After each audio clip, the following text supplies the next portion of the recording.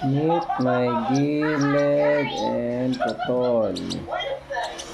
Si putol ang paa. Ayan, hindi ko na napansin yan. Na-rescue lang natin.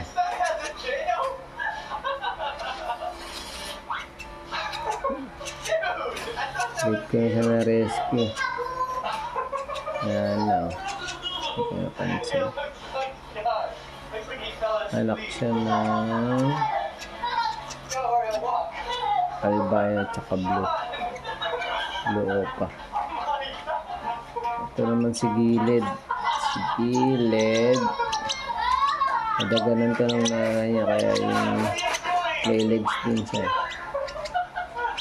Tagilid din yung katawan. Ito si rescue din natin yan. Kaso late na rin. Nakahiga. Ito late na talaga.